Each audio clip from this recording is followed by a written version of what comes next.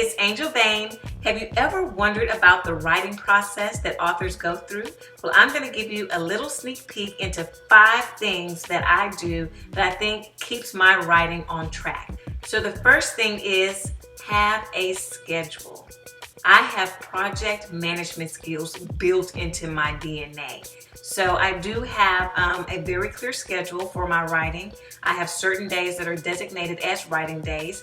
Those are Monday, Wednesday, Friday, and Saturday. I also have a schedule of how many scenes I need to write on each of those days so that I can stay on track.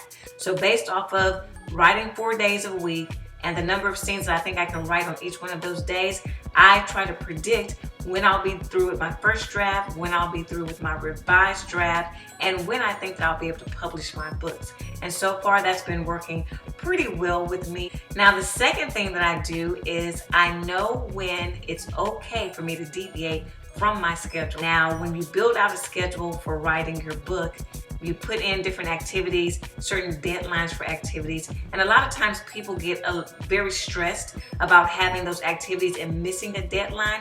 But what I've found is that the deadlines and the schedule that I put together, they're just for me. And so if life happens, if my friends come to town and they take up my whole weekend and we're out partying and having a good time, I'm not going to beat myself up because I didn't get a chance to get my scenes done. That is an excused reason for not following my schedule and not following my plan. And so putting together a schedule, but knowing that it's okay to change that schedule and to deviate from that schedule when you need to. The third thing that I do as part of my writing process is I plot and I outline ad nauseum. Yes, I really do. So I do think of plotting and outlining as 2 separate stages of my writing process.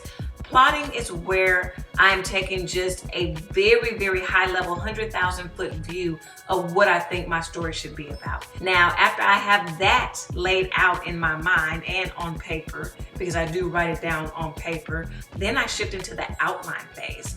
So I take that 100,000 foot view and I break it into how many scenes I'm going to be writing for that story. And usually I have about 40 to 60 scenes in a book, and so I break those out across the whole story, and then I go scene by scene. What do I think needs to happen to get from point A, the beginning of my story, all the way to the end of the story?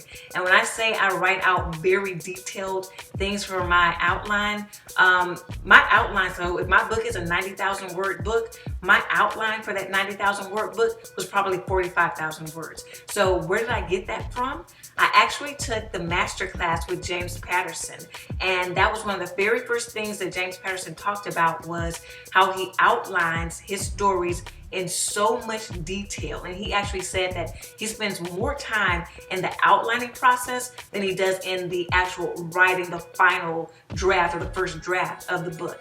And so that just stuck with me, and that's exactly what I do. Now my outline isn't written like the story needs to be written for the novel. It's written how I talk. So then she does this, and then I think that should happen, and then he might say this to her. So that's how my outline is written. It's written like I talk, and then once I get all of the critical points that need to move the story from the beginning to the end of the book, then I'll flow into writing that first draft.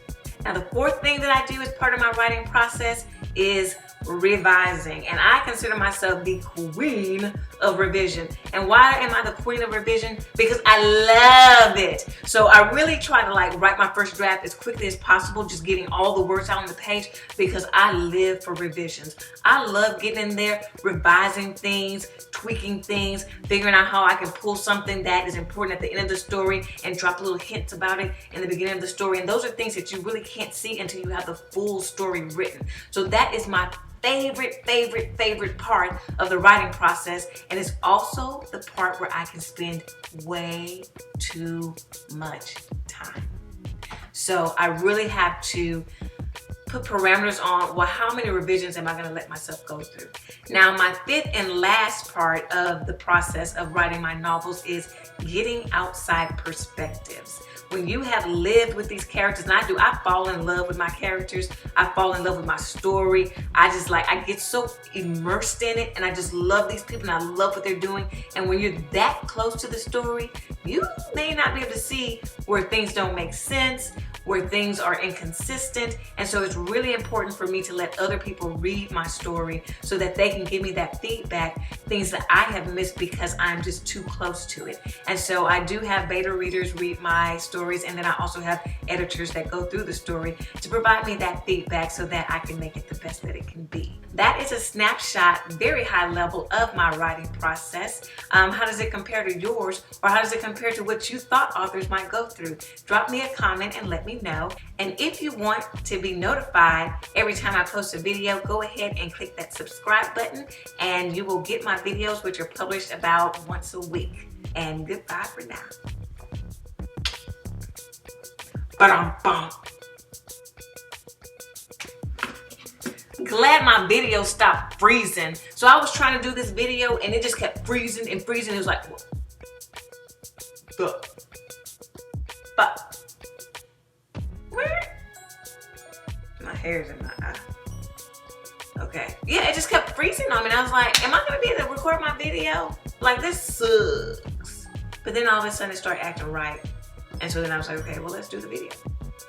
So there's the video.